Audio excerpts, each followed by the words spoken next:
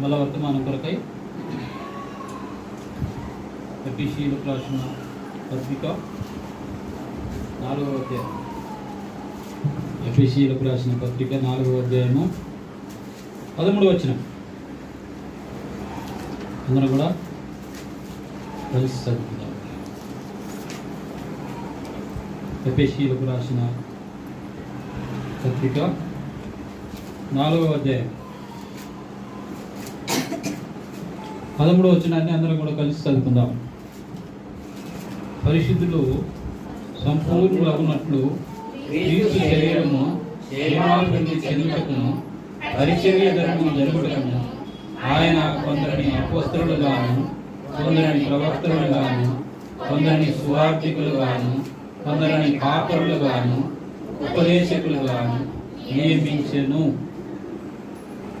ప్రభు సహాయం కొరకై ప్రార్థన చేసుకుందాం. ప్రేమ కలిగిన మా ప్రియ పరలోకపు తండ్రి,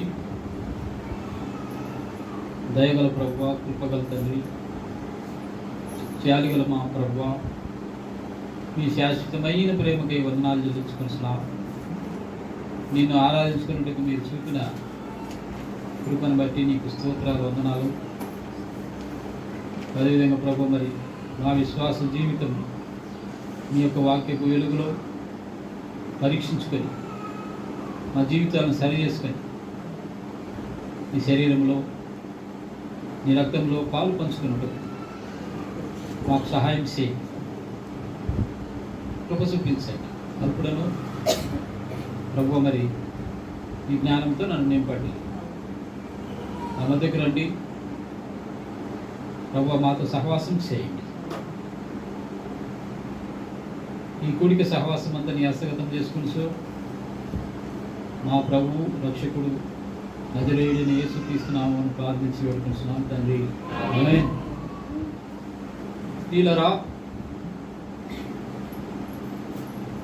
బలలో పాలు పంచుకునే ముందు మన ఆత్మీయ విశ్వాస జీవితాన్ని పరీక్షించుకోవాలి.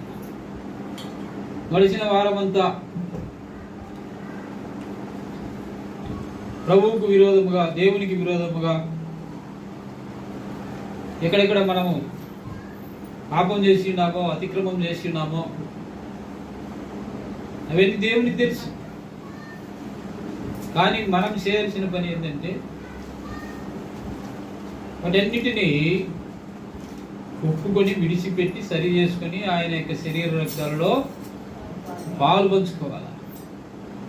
యోగ్యమైన విధానములో ఆయన శరీర రక్తాలు పాలు పంచుకున్నట్లయితే నిత్య జీవము పొందుకుంటాం. అయోగ్యంగా పాలు పంచుకున్నట్లయితే అది మనకు మంచిది కాదు. బలహీనులైతారు, రోగులైతారు, నిద్రిస్తారు. కనుక ఈ ప్రభు బలలో పాలు పంచుకోవడం మనకు నిత్య జీవం రావాలి, కానీ మనకు నష్టం జరగకూడదు. నష్టము జరగకుండా ఉండాలి అంటే ఆయన యొక్క శరీరలో యోగ్యమైన విధానంలో పాలు పంచుకోవాలి. అయోగ్యముగా పాలు పంచుకోకూడదు. అది మనం గుర్తెరగాలి. ఇక్కడ మనం చూసినట్లయితే పౌలు గారు ఎఫెసీయులకు రాస్తూ తెలియజేస్తున్న మాట ఏంటంటే, పరిశుద్ధులు సంపూర్ణులగునట్లు క్రీస్తు శరీరం క్షేమాభివృద్ధి చెందుటకు పరిచర్య ధర్మము జరిగించడానికి ఆయన ఏం చేశాడు? కొందరిని అపోస్తలుగా ఏర్పాటు చేసుకున్నాడు, కొందరిని ప్రవక్తలుగా ఏర్పాటు చేసుకున్నాడు, మరికొందరిని ఏం చేశాడు? సువార్థికులుగా ఏర్పాటు చేసుకున్నాడు. ఇంకా కొందరిని కాపరులుగా ఏర్పాటు చేసుకున్నాడు కొంతమందిని. ఇంకా ఉపదేశకులుగా నియమించినాడు. ఉపదేశకులుగా నియమించినాడు ఆయన. ఏం చేయడం కొరకు? ఏం చేయడం కొరకు అంటే పరిశుద్ధులు సంపూర్ణులు అవ్వటానికి, క్రీస్తు శరీరము క్షేమాభివృద్ధి చెందటానికి, పరిచర్య ధర్మము జరిగించడానికి ఆయన ఏం చేశాడు? కాబట్టి ప్రియులరా, ఈ ఇచ్చినటువంటి ఈ లిస్టులో నీకేమైనా కేటగిరీ ఉందా? ఏ కేటగిరీ నీకు వర్తిస్తుంది అనేది నువ్వు పరీక్షించుకోవాలి. ఏ కేటగిరీ అనేది నీ అంతరంగాన్ని నువ్వు అడుగు ఒకసారి. లిటరల్గా లేదా ఫిజికల్గా ఆలోచించకుండా స్పిరిచువల్గా ఆలోచించినట్లయితే ప్రభువు నీతో మాట్లాడతాడు. అందుకే నిన్ను ఏర్పాటు చేసుకున్నాడు. నీతో మాట్లాడి నిన్ను ఈ క్యారెక్టర్స్లో ఏదో ఒక క్యారెక్టర్గా నిన్ను నియమించి ఉన్నాడు. మొదటిగా ఏముంది? అపోస్తలుడుగా ఉంది. రెండవదిగా ఏముంది? ప్రవక్తలుగా ఉంది. మూడవది సువార్తికుడిగా ఉంది. ఇప్పుడు పరీక్షించుకోవాలి, నీవు సువార్తికుడుగా ఉన్నావా? సువార్తికుడు అంటే సువార్తికుడు అంటే ఎవాంజలిస్ట్. ఏంటి ఇవాంజలిస్ట్ అంటే? సువార్త ప్రకటించేవాడు.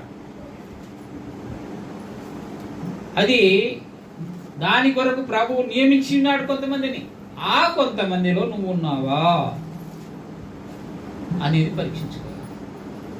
నేను లేను అని అంటే మరి దేవుడు అవకాశం ఇస్తున్నాడు. నువ్వు కూడా ఆ సువార్తికులలో ఒకనిగా ఉండాలి. ఉండి ఏం చేయాలి? ప్రకటించాలి. You have to preach gospel. నీవు సువార్త ప్రకటించాలి. ఇంకేముంది? కాపరులు. ఏం కాపరులు? ఏం కాపరులు? సంఘ కాపరి. ఈరోజు చాలా మంది కాపరులుగానే వస్తున్నారు. కాపరిగా ఉండాలని కోరుకుంటున్నారు. అది ప్రభు ఏం చెప్పినట్టు మీరు బోధకులుగా ఉండకూడదు. ఎందుకంటే బోధకులుగా ఉన్నవారికే ఎక్కువ ఏమిటి? శిక్ష. నేను బోధకులనే శిక్షిస్తానన్నాడు. ఎందుకని? ఎందుకని ఎందుకని బోధకులను దేవుడు శిక్షిస్తానంటున్నాడు అంటే, తప్పుడు బోధ చేస్తే మార్గము తప్పితే శిక్ష. అందుకే గొర్రెల కాపరి తన గొర్రెలను తీసుకుని అడవికి వెళ్ళాడు. 100 గొర్రెలను తీసుకున్నాడు. 100 గొర్రెలలో ఒక గొర్రె తప్పిపోయిన గొర్రె గురించి కాపరి ఏం చేశాడు? ఏం చేశాడంటే అడవిలో వెతికినాడు. అడవి అంతా గాలించినాడు. చివరికి అది దొరకగానే ఎంతో సంతోషం కదా. కాపరికి గొర్రెలు తప్పిపోయినాయంటే ఆ తప్పిపోయిన గొర్రె గురించి బాధ్యత ఉంటుంది. ఏముంటుంది? బాధ్యత. తిరిగి మరలా గొర్రె దొరికినప్పుడు సంతోషిస్తాడు. అదేవిధంగా ఒక విశ్వాసి తొలగిపోయినట్లయితే, తప్పిపోయినట్లయితే అతని గురించి ప్రార్థన చేసేవాడు ఎవరు? ఆ తప్పిపోయిన వ్యక్తి మరలా తిరిగి రాగానే ఎంతో సంతోషిస్తాడు, ఆనందిస్తాడు. కనుక నేను బోధకులను శిక్షిస్తాను అంటున్నాడు. బోధకులను శిక్షిస్తా అన్నాడు. తప్పిపోయి తప్పుడు బోధ చెప్పి ధనాపేక్షలై నానావిధ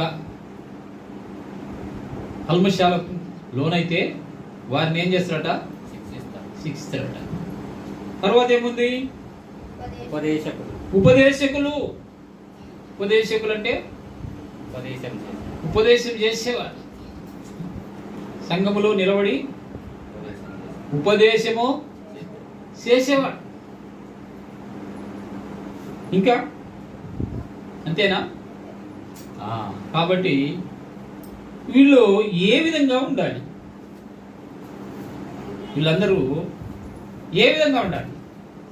పౌలు అయితే అంటున్నాడు, ఏమంటున్నాడు తెలుసా?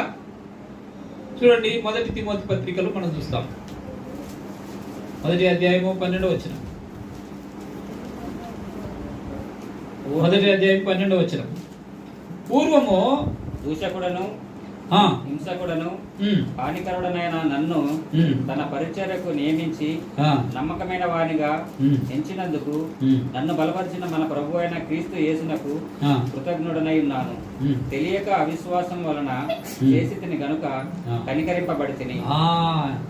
ఇక్కడ ఏమంటున్నాడు పౌలు గారు అంటే, పూర్వం అంటే పూర్వం అంటే బిఫోర్ సాల్వేషన్ ఎలా ఉన్నాడట? పూర్వము దూషకుడను హింసకుడను హానికరుడను. పూర్వము దూషకుడను, దూషించేవాడిని. ఎవరిని దూషించుంటాడు? ఈ మార్గమున పోచున్నటువంటి వారిని దూషిస్తూ హింసిస్తూ హాని కలగజేస్తూ వారిని బయటకు తీసుకుని వచ్చి చాలా హింసలకు గురి చేసినటువంటి వాడు పౌలు. ఎప్పుడు అంటే సౌలుగా ఉన్నప్పుడు, రక్షణ లేని వాడుగా ఉన్నప్పుడు ఇలాంటి పనులు చేస్తూ వచ్చాడు సొసైటీలో.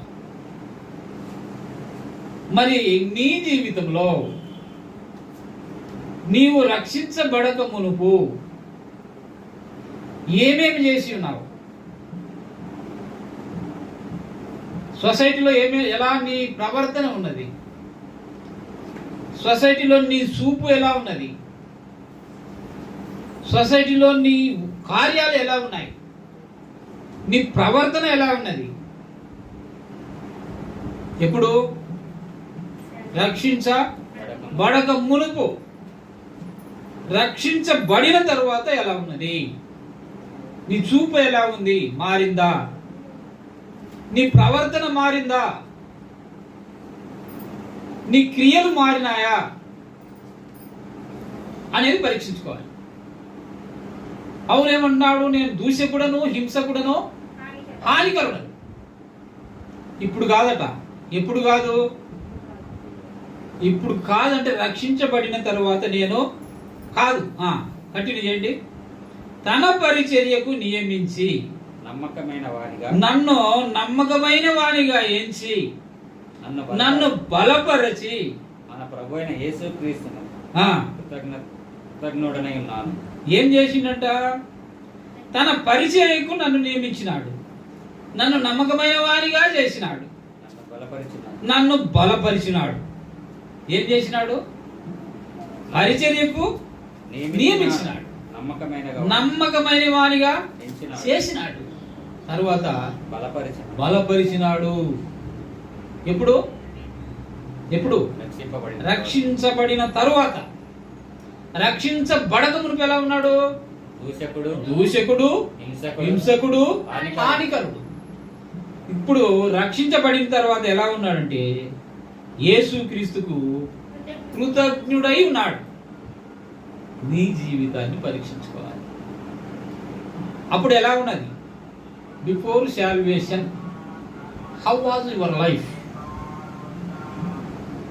After salvation how is your life? పరీక్షించుకోండి. Examine your self. ఎలా ఉన్నది? మార్పు ఉందా లేదా? మార్పు లేదు అది అంటే మరి నువ్వు పూర్వంలాగే ఉన్నట్టు. మారింది అని అంటే ప్రభువు నిన్ను చూసి సంతోషిస్తాడు. గొర్రె దొరికినప్పుడు ఏ విధంగా కాపరి సంతోషించాడో, నీవు మారినప్పుడు పరలోకములో ప్రభువు సంతోషిస్తాడు. నువ్వు ప్రభువును సంతోషపరుస్తావా లేక దుఃఖపరుస్తావా? నిన్ను బట్టి నా నామము అన్యజనుల ఎదుట దూషణ పాలవుతున్నది అన్నాడు. ప్రభు అంటున్నాడండి, నిన్ను బట్టి నా నామము అన్యజనుల ఎదుట దూషణ పాలవుతున్నది.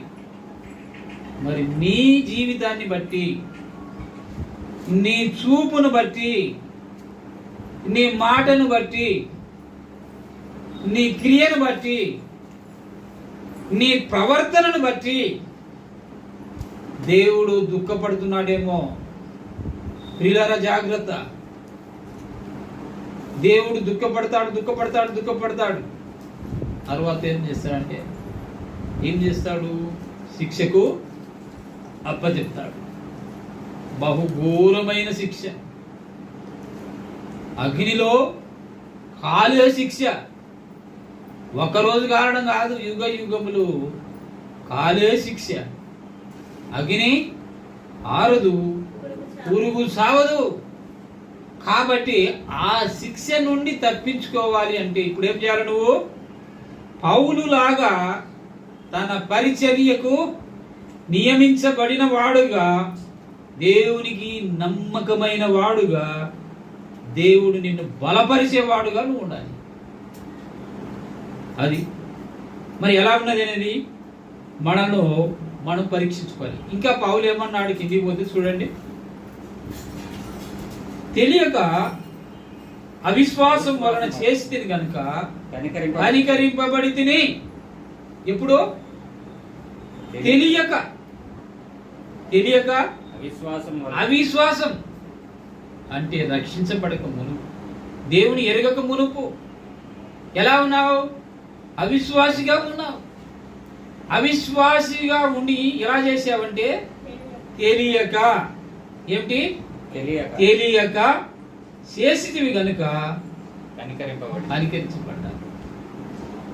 నేను మళ్ళా చేస్తానంటే కనికరము ఉండదు.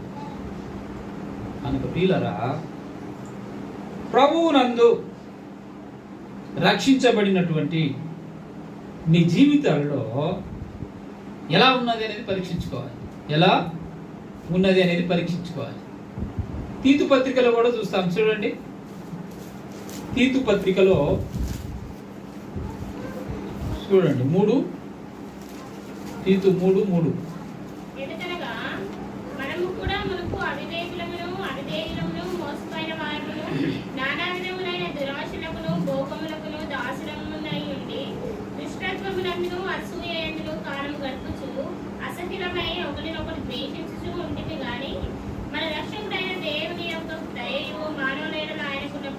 ప్రత్యక్షమైనప్పుడు మనము నీతిని అనుసరించి చేసిన క్రియల మూలంగా కాక తన కనికరం చొప్పుననే పునర్జన్మ సంబంధమైన స్నానము ద్వారాను పరిశుద్ధాత్మ మనకు నూతన స్వభావం కలుగజేయడం ద్వారాను మనలను రక్షించెను.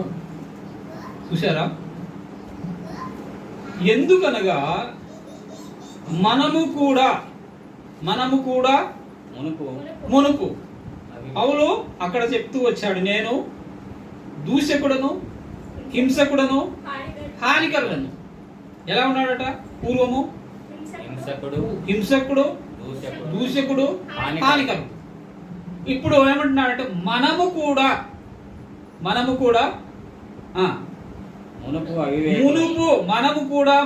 అంటే మునుపు అంటే మునుపు అంటే బిఫోర్ సాల్వేషన్ ఎలా ఉన్నారట? అవివేకులమును అవిధేయులమును మోసపోయిన వారమును ఎలా చేస్తున్నారట? నానా విధములైన దురాశలకును భోగములకును దాసులునై ఉండి. ఎలా ఉన్నారండి? పూర్వము మునుపు ఎలా ఉన్నారు? అవివేకులు అంటే వివేకం లేని వారు. వివేకం లేని వారు ఫూల్స్. తర్వాత అవిధేయులు. అవిధేయులు. అవిధేయులు అంటే విధేయత లేని వారు, ఒబీడియన్స్ లేని వారు, డిజోబీడియంట్. తర్వాత మోసపోయిన వారమును నానా విధములైన దురాశలకును భోగములకు దాసులమైన. దురాశ ఏం చేస్తుంది తెలుసా అండి? ఏం చేస్తుంది దురాశ?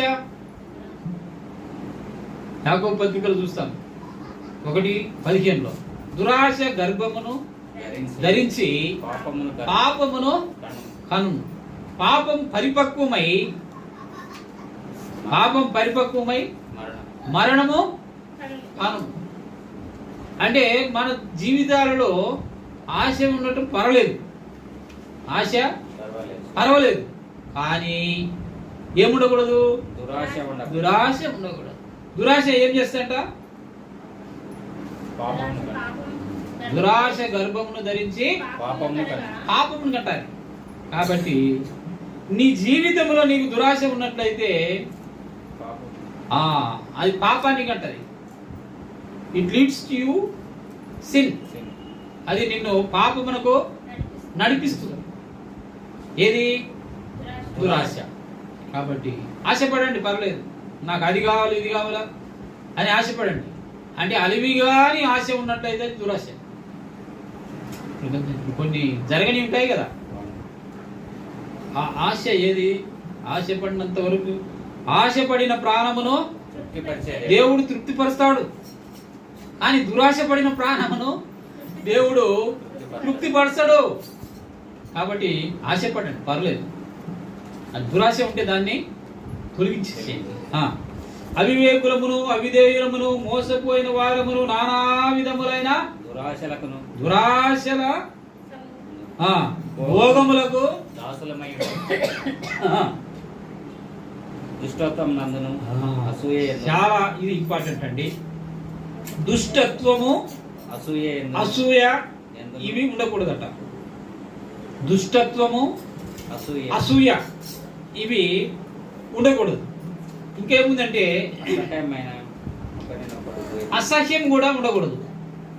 అసహ్యం కూడా ఉండకూడదు. ఒకరినొకరు ద్వేషించకూడదు, ఒకరినొకరు ద్వేషించకూడదు. కానీ ఎలా ఉండాలంటే 4వ వచనం చెప్తుంది. మన రక్షకుడైన దేవుని యొక్క దయను మానవుల ఎడల ఆయనకున్న ప్రేమయు ప్రత్యక్షమైనప్పుడు మనము నీతిని అనుసరించి చేసిన క్రియల మూలముగా గాక తన కనికరము చొప్పుననే జన్మ సంబంధమైన స్నానం ద్వారాను పరిశుద్ధాత్మ మనకు నూతన స్వభావం కలగజేయట ద్వారాను మనలను రక్షించాలి. అది కాబట్టి మనము అనుసరిస్తున్నటువంటి నీతి, మనము నీతిని అనుసరిస్తున్నట్లుగా మన నీతి ఏంటి? మానవుని నీతి క్రియలన్నీ కూడా మురికి పేలికలు, మురికి బట్టలు. కాబట్టి మన స్వనీతిని మనం అనుసరించకూడదు. మనము నీతిని అనుసరించి చేసిన క్రియల మూలంగా కాక, అంటే మన స్వనీతి క్రియల మూలంగా చేసింది కాకుండా ఏం చేయాలట? తన కనికరము చొప్పుననే పునర్జన్మ సంబంధమైన స్నానము ద్వారా, అంటే బాప్తిస్మము ద్వారా పరిశుద్ధాత్మ మనకు ఏం కలుగజేసింది? నూతన స్వభావము కలుగజేసింది. మనకు నూతన స్వభావము కలుగజేసింది కాబట్టి మనము రక్షించబడ్డాం. అది రక్షించబడ్డం అనేది మన స్వంత నిర్ణయం కాదు, మన స్వంత శక్తి కాదు, బలం కాదు. కేవలం దేవుని కృప ద్వారానే మనము రక్షించబడ్డాం, అంతే. ఇందులో మన పాత్ర ఏమి లేదు, మన గొప్పతనము ఏమి లేదు. కనుక ఇప్పుడు ఎలా ఉండాలి అంటున్నాడు. ఎలా ఉండాలంటే పునర్జన్మ సంబంధమైన స్నానము ద్వారాను పరిశుద్ధాత్మ మనకు కలుగజేసిన నూతన స్వభావం. నూతన స్వభావం అంటే మనకు ముందు వెనుక. ఏంటి ముందు వెనుక? రక్షణకు ముందు, రక్షణ తర్వాత. ఎలా ఉంది మన జీవితం అనేది పరీక్షించుకోవాలి. అదే ఇక్కడ తెలియజేస్తున్నాడు. నీ ప్రాచీన స్వభావము వదిలిపెట్టాలంట. ఏం వదిలిపెట్టాలి? ప్రాచీన స్వభావం. దీంట్లో చూడండి 22వ వచనం, ఎఫెసీ 4:22లో చూడండి. ఎఫెసీ 4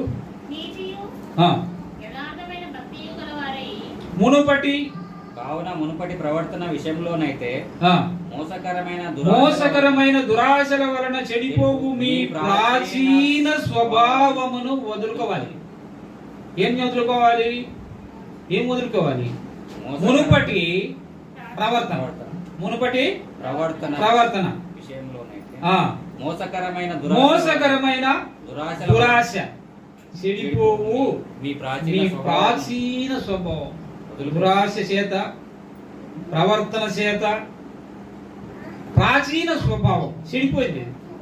ఆ ప్రాచీన స్వభావం ఎలా ఉన్నదంటే చెడిపోయింది. దేని వల్ల చెడిపోయింది? మోసకరమైన దురాశల వలన చెడిపోయి మీ ప్రాచీన స్వభావం ఆ ప్రాచీన స్వభావమును వదిలిపెట్టి ఎలా ఉండాలట? ఇప్పుడు మీ చిత్తవృత్తి యందు నూతన పరచబడిన వారై నీతియు యథార్థమైన భక్తియు గలవారై దేవుని పోలికగా సృష్టించబడిన నవీన స్వభావము ధరించుకోవాలి. అది ఎలా ఉండాలంట? నవీన స్వభావము ధరించుకోవాలి. కనుక ప్రియులారా, రక్షించబడిన మన జీవితాన్ని మనం పరీక్షించుకోవాలి. ఎలా ఉంది మన జీవితం అనేది మనము పరీక్షించుకోవాలి. పరీక్షించుకున్నట్లయితే మనకు తెలుస్తుంది. ఒక చిన్న ఉదాహరణ చెప్తాను. స్టూవర్ట్పురం తెలుసా ఎవరికన్నా? ఎక్కడుంది?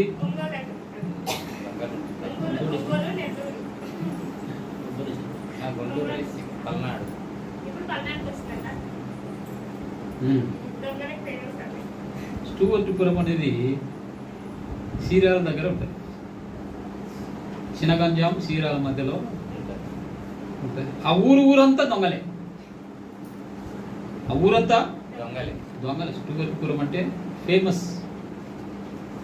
టైగర్ నాగేశ్వరరావు పేరు విన్నారా? లీడర్ అనమాట. టైగర్ దొంగల లీడర్. ఎంత ఫాస్ట్గా ట్రైన్ పరిగెడుతూ ఉన్నా కూడా లేడీస్ మెడలో ఉన్నటువంటి చైన్ లాగుతారు, దూకుతారు. కరుడు కట్టినటువంటి దొంగలు అని స్టూవర్ట్పురం దొంగలంటే. అలాంటి వారు ఇప్పుడు ఆ దొంగతనం చేయడం లేదు. ఎవరు కూడా అందరూ మారారు. చాలా మంది అక్కడ నుండి దేవుని సేవకులయ్యారు. ఎలా అయ్యారు? అంత కఠినమైన దారుణమైన దొంగతనాలు చేస్తూ పరిగెడుతున్నటువంటి రైలులో నుండి దుంకి పారిపోయి తప్పించుకున్నటువంటి వారు మర్డర్స్ వాళ్ళకి లెక్కలేదు. ఎందుకు? జీటీ లాంటి ట్రైన్లో నుంచి ప్రయాణం చేసే ప్రయాణికులలో లాక్కొని దిగుతున్నటువంటి వారు అంటే మరణానికి భయపడరు. కానీ దేవుడు వారిని మార్చారు. వాళ్ళందరూ మారిపోయారు. ఇప్పుడు అందరూ మంచిగా చర్చిలకు వెళ్తున్నారు. సేవకులు అక్కడ నుండి చాలా మంది బయలుదేరినారు. దేవుని సేవకులు అంటే ముందు జీవితం కంపారిజన్ చేసుకున్నప్పుడు వాళ్ళు సాక్ష్యాలు చెప్తుంటే ఏడుపు వస్తుంది ఒక్కొక్కటి. ఎలా వారు ముందు జీవితాన్ని కొనసాగించారు, తర్వాత ఇప్పుడు ఎలా ఉన్నారు అనేది అది ఒకటి. ఇంకా బాబాన్న తెలుసా ఎవరికన్నా? బాబన్న ఎవరు? నక్సలైట్. బాబన్న జీవితం ముందు నక్సలైట్, ఖమ్మం జిల్లాలో పాల్వంచలో. అతడు ఒక టైలర్.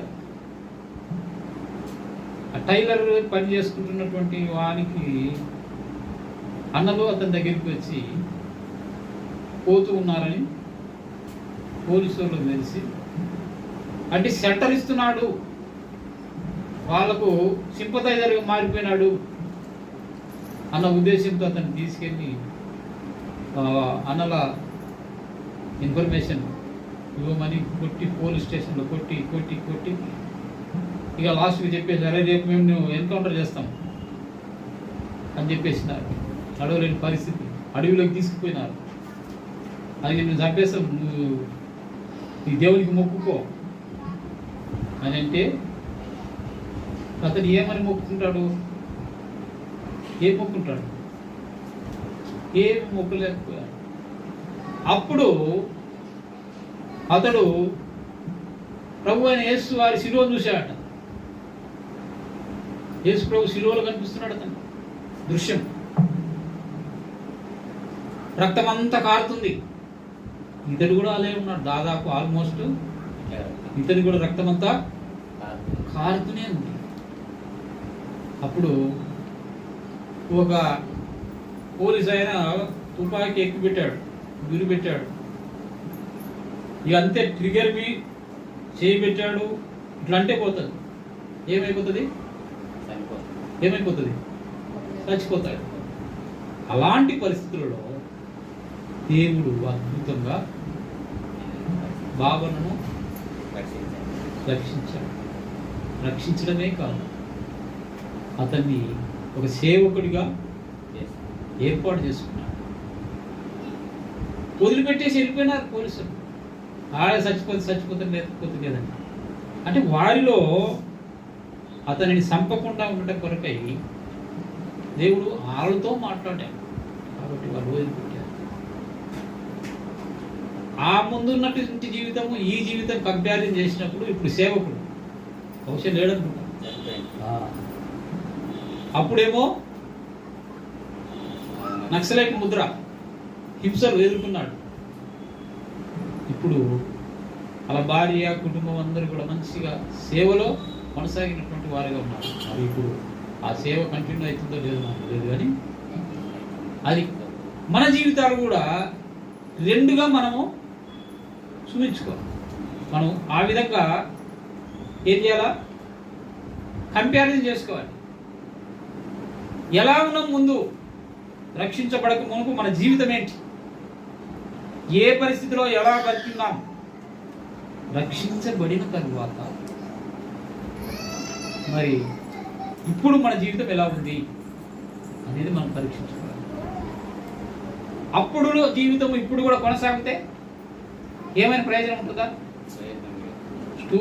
స్టూవర్ట్పురం దొంగల కన్నా హీనమే. మనం ఆ జీవితం మళ్ళా మనం కంటిన్యూ చేస్తే స్టూవర్ట్పురం దొంగల కన్నా మనము హీనమే. కనుక దేవుని సన్నిధిలో మనల్ని మనము పరీక్షించుకోవాలి, ఏ విధంగా ఉంది అన్నది కదా.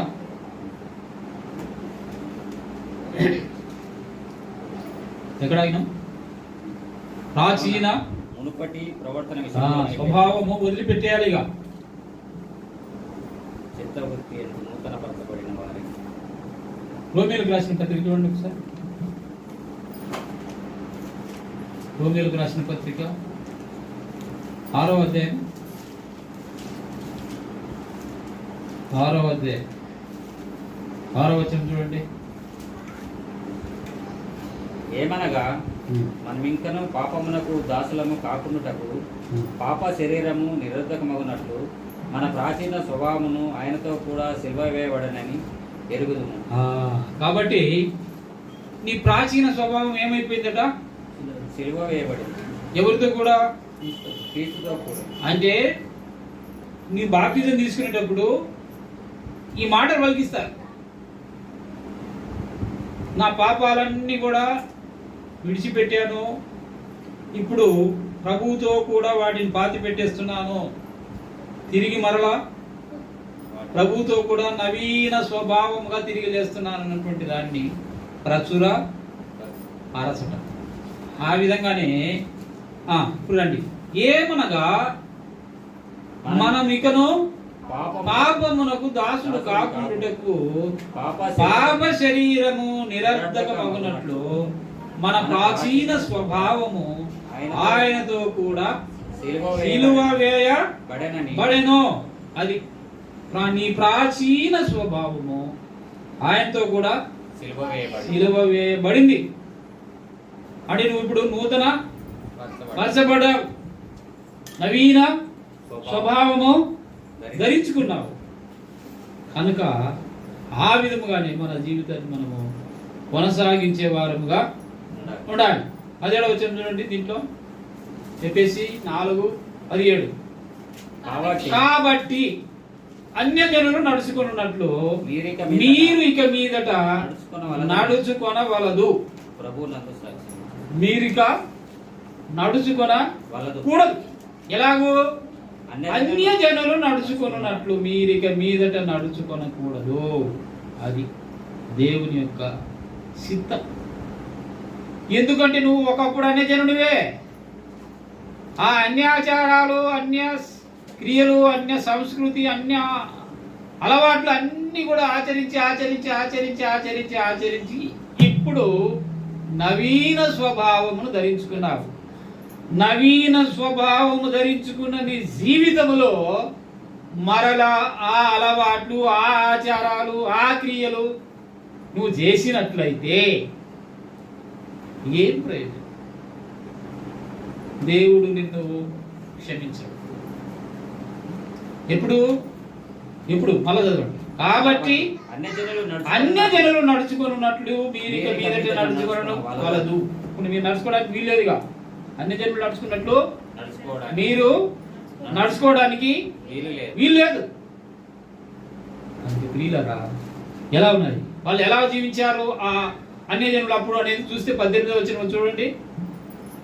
వారైతే అంధకారమైన మనసు గలవారై తమ హృదయ కాఠిన్యం వలన తమలోనున్న అజ్ఞానము చేత దేవుని వలన కలుగు జీవములో నుండి వేరుపరచబడిన వారై తమ మనస్సునకు కలిగిన వ్యర్థత అనుసరించి నడుచుకొనుచున్నారు. ఎవరు వారు? అన్యజనుడు. ఎలా నడుచుకుంటున్నారు? వారి మనసు ఎలా ఉంది? అంధకారమైన మనసు. ఏ మనసు?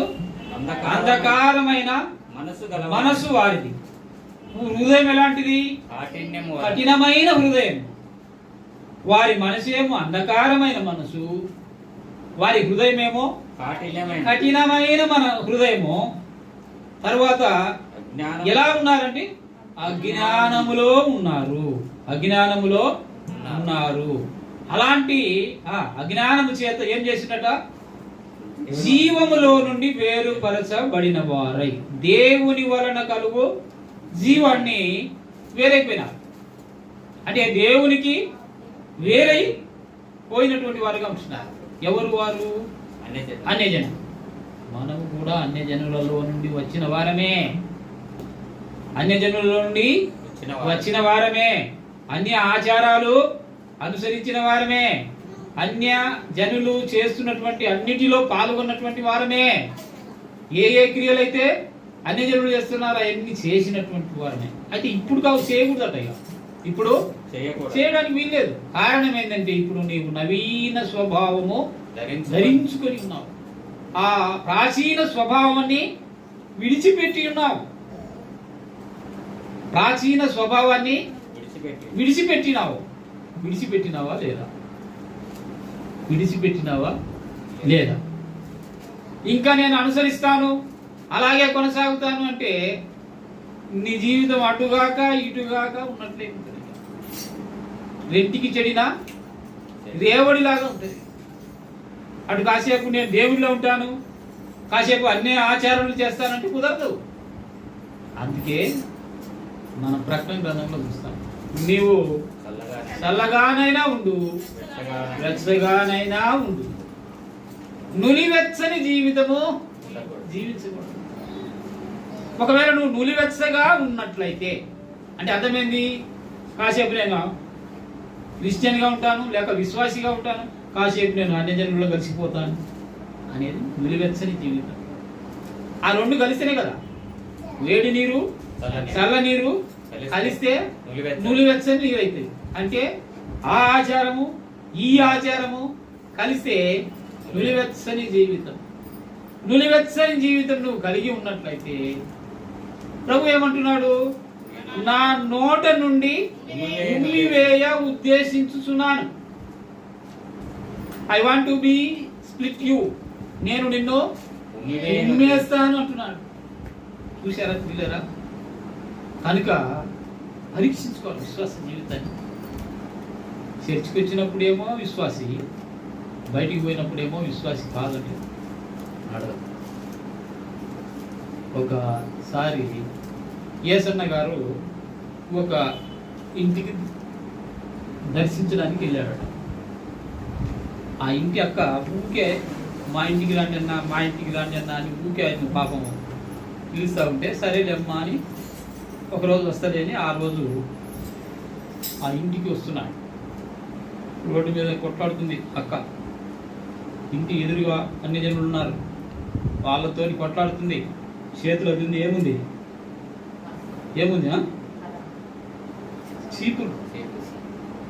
చీపురు ఊడ్చడానికి పోయింది. బయట ఊడ్చేకాడ గొడవ పడుతుంది.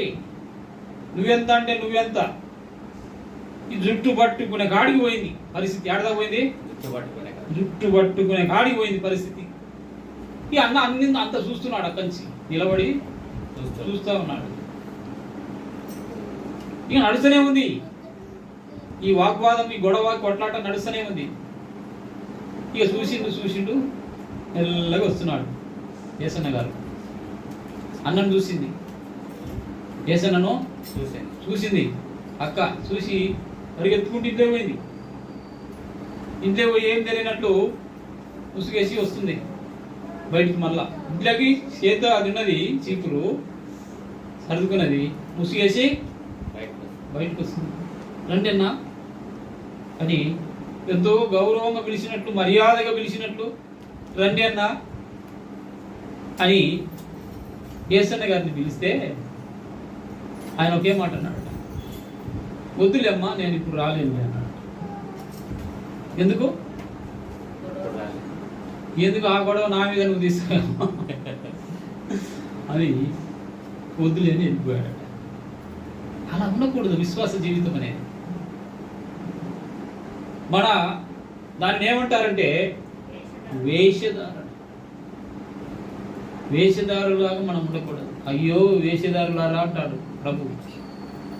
మీరు సమాధికి కొట్టిన సున్నం, మీరు గోడ కొట్టిన సున్నము, సమాధి కొట్టిన సున్నం. కాబట్టి పైకేమో అందంగా ఉంది, లోపలనేమో ఈ దుర్వాసన. అలా ఉండకూడదు. కాబట్టి అన్ని జనులు నడుచుకున్నట్లు మీరు ఇక మీదట నడుచుకొనవలదని ప్రభువునందు సాక్ష్యం ఇచ్చుచున్నాను. వారైతే అంధకారమైన మనసు కలిగినారు, వారి హృదయము కఠినమైనది, వారు తమ అజ్ఞానం చేత దేవుని వలన కలుగు జీవములో నుండి వేరుపరచబడినారు. అంటే ప్రభువుకు వేరైనారు, వాళ్ళు ప్రభువుకు వేరైపోయినారు. కాబట్టి అలాంటి పరిస్థితి మనలో ఉందా అన్నది పరీక్షించుకోవాలి. 19వ వచనం చూస్తే ఇంకా చాలా ఈ విధంగా ఉంటుంది. వారు సిగ్గులేని వారు, నానా విధమైన వారు ఎవరు? సిగ్గులేని వారై వారు సిగ్గులేని వారండి. ఎవరు వారు? అన్యజనులు. ఇప్పుడు అక్క చెప్పిన అక్క, ఆ అక్క లాంటి వారు. వాళ్ళు ఎలా ఉంటారట? సిగ్గులేని వారు. వాళ్ళు నానా విధమైన అపవిత్రతను అత్యాశను కలిగి తమ్ముడు తామే దేనికి అప్పగించుకుంటున్నారు? అప్పగించుకుని ఉన్నారు. అయితే మీరు యేసును గూర్చిన వీళ్ళరా వారి గురించి చెప్పాడు, ఇప్పుడు మీ గురించి చెప్తున్నాడు. 20-21 కలిసి ఉంటాయి. అయితే మీరు యేసుని గురించి విని ఆయన యందు సత్యం ఉన్నట్టుగానే ఆయన యందు ఉపదేశించబడిన వారైన ఎడల మీరు అలాగూ క్రీస్తును చేర్చుకున్న వారు కాదు. మీరు అలాగు క్రీస్తును చేర్చుకున్న వారు కారు. ఇప్పుడు జక్కయ్య తన ఇంటిలోనికి యేసు ప్రభువును చేర్చుకున్నాడు. తన హృదయంలోనికి యేసు ప్రభువును చేర్చుకున్నాడు. దేనిని బట్టి? తన హృదయములో కలిగిన రక్షణను బట్టి. ఇక్కడ ఏమంటున్నాడు? అయితే మీరు యేసుని గురించి విన్నారు, ఆయన అందరి సత్యం ఉన్నట్లుగానే ఆయన యందు ఉపదేశించబడిన అయిన ఎడల మీరు అలాగూ క్రీస్తును చేర్చుకున్న వారు. ఆయనను మీరు ఆ విధంగా చేర్చుకున్నటువంటి వారు కాదు. అక్కలాంటి వారు పరీక్షించుకోండి ప్రియులారా. 22 చూడండి. కావున మునుపటి ప్రవర్తన విషయంలోనైతే మోసకరమైన దురాశ వలన చెడిపు మీ ప్రాచీన స్వభావమును వదులుకొని మీ చిత్తవృత్తి యందు నూతన పరచబడిన వారై నీతియు యథార్థమైన భక్తియు గలవారై దేవుని పోలికగా సృష్టింపబడిన నవీన స్వభావమును ధరించుకొనవలెను. దేవుడు తెలియజేస్తున్నాడు ప్రియులారా, ఇక్కడ మునుపటి ప్రవర్తన, మీరు మునుపటి ప్రవర్తన అంటే క్యారెక్టర్. మీ క్యారెక్టర్, మునుపటి క్యారెక్టర్ అంటే యేసు ప్రభువును అంగీకరించకన్నా ముందు మీ క్యారెక్టర్ ఎలా ఉంది అనేదాన్ని ఇక్కడ మునుపటి ప్రవర్తన విషయంలో ఎలా ఉన్నారు? మోసకరమైనటువంటి దురాశ చేత చెడిపోయే ప్రాచీన స్వభావం కలిగి ఉన్నారు. మీరు ముందు ఆ విధంగా ఉన్నారు. అయితే ఇప్పుడు ఎలా ఉండాలి? దాన్ని వదిలిపెట్టేసి నీ చిత్త వృత్తి యందు నూతన పరచబడిన వారై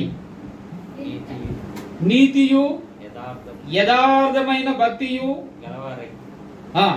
దేవుని పోలికగా సృష్టించబడిన నవీన స్వభావమును ధరించుకోవాలి. అదేండి, మీ ప్రాచీన స్వభావం విడిచిపెట్టండి. ఇక ముందున్నటువంటి మీ ఆలోచన విధానాన్ని విడిచిపెట్టండి. ముందున్నటువంటి మీ ఆచార సంప్రదాయాలను విడిచిపెట్టండి. ముందున్నటువంటి మీ కార్యక్రమాలన్నింటినీ కూడా విడిచిపెట్టండి. అలవాట్లు విడిచిపెట్టండి. అవన్నీ ఏమిటి? ప్రాచీన స్వభావం అది. అయితే ఇప్పుడు ఎలాంటిది? దేవుని పోలికగా చేయబడినటువంటి నవీన స్వభావం ధరించుకోవాలంటే ఏముండాలట? నీతి, యథార్థమైన భక్తి. నీతి యథార్థమైన భక్తి కలిగి ఎలా ఉండాలా? దేవుని పోలికలా ఉండాలి. దేవుని పోలికలా ఉండాలి. అది ప్రభు కోరికనే. కనుక ప్రియులారా, మన యొక్క విశ్వాస జీవితంలో ఎలా మన జీవితం ఉంది అనేది మనం పరీక్షించుకొని ప్రభు యొక్క శరీరక్తాల్లో పాల్పంచుకోవాలి. చివరికి ఒక మాట చూసుకొని మనము బలలో పాల్గొంటాం. చూడండి, సామెతలు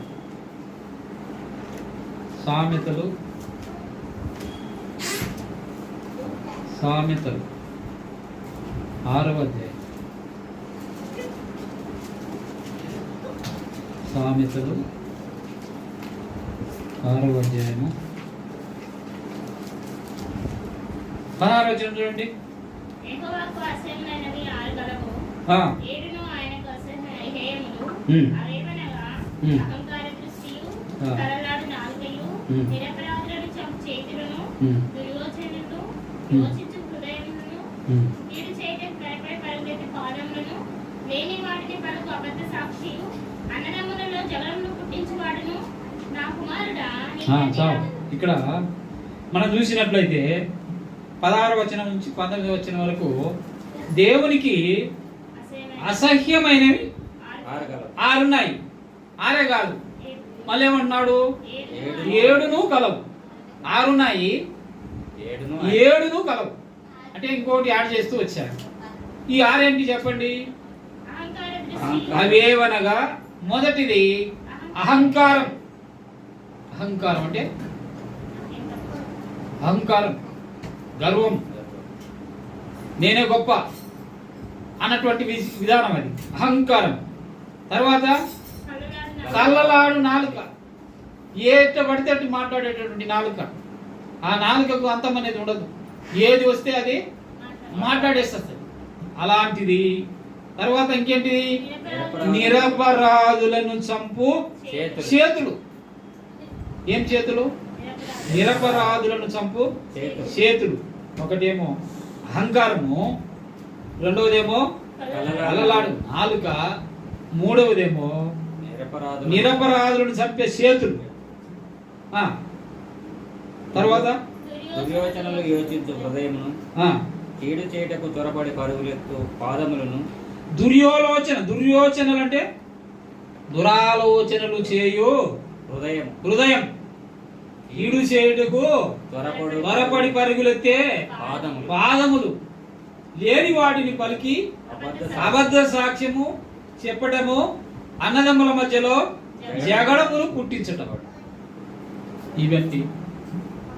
ఇవన్నీ దేవునికి అసహ్యములట. ఎన్ని ఉన్నాయి చూడండి? 7 ఉన్నాయా? ఈ 7 గుణాలు నీ జీవితంలో ఉన్నాయా? ఉన్నట్లయితే నువ్వు దేవునికి ఎవరు? అసహ్యుడు. అంతే, నువ్వు దేవునికి ప్రియుడవు కాదు. మనం పాట పాడుతుంటాం, నా ప్రియమైన యేసు ప్రభు వేలాది స్తోత్రములని. ఇవన్నీ నీ హృదయంలో ఉండి నువ్వు పాట పాడితే నువ్వు ప్రియుడవు కాదు. You are not dearness to God. నువ్వు దేవునికి ప్రియుడవు కావు. మరి ఎవరివి? అసహ్యుడవు, అన్యుడు కాదు, అసహ్యుడు. అంటే గాడ్ విల్ హేట్ యు.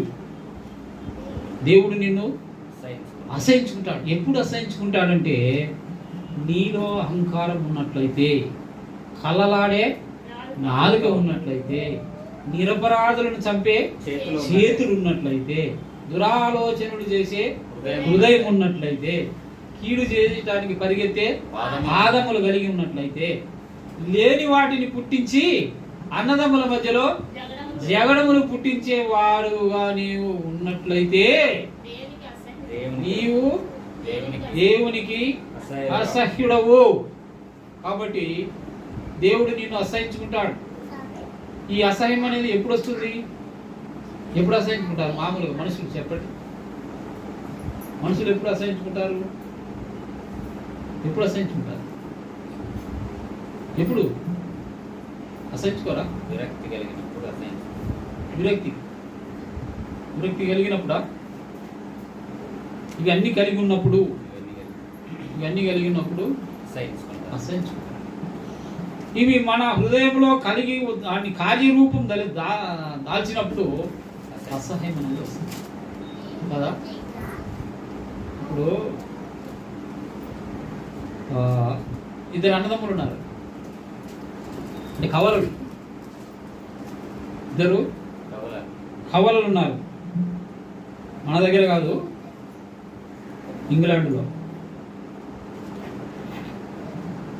ఒక ఆయన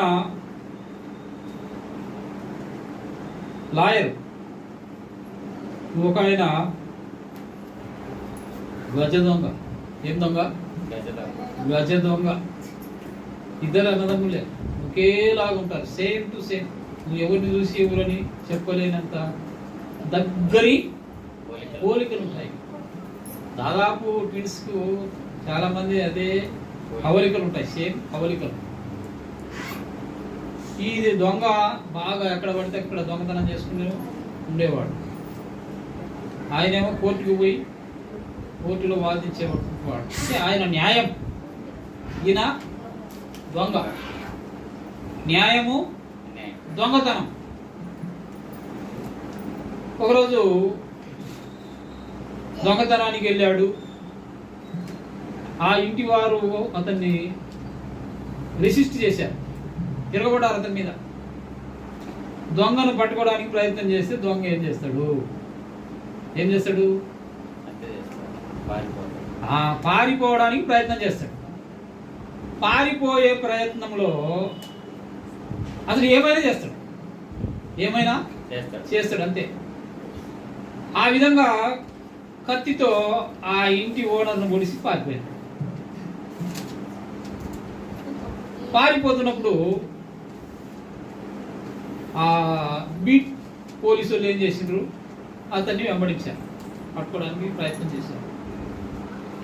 ఆ మర్డర్ చేసినప్పుడు అతని బట్టలకు రక్తం అంటింది. ఇతడు పరిగెత్తి ఇంట్లో ఇల్లు జరుపుకున్నాడు, బోర్ పెట్టేశాడు. అన్న ఉన్నాడు ఇంట్లో. ఏంట్రా రక్తం ఏంది, ఏం సంగతి, ఏం జరిగింది అని అంటే, అన్న నేను ఒకరిని చంపాను, పోలీసులు నన్ను వెంబడిస్తున్నారు, పట్టుకుపోతారన్నా, నువ్వే నన్ను కాపాడాలి అని అంటే, అన్న ఏం చేస్తాడు ఎక్స్పెక్ట్ చేయండి. నువ్వే అన్నావు, ఏం చేస్తావు?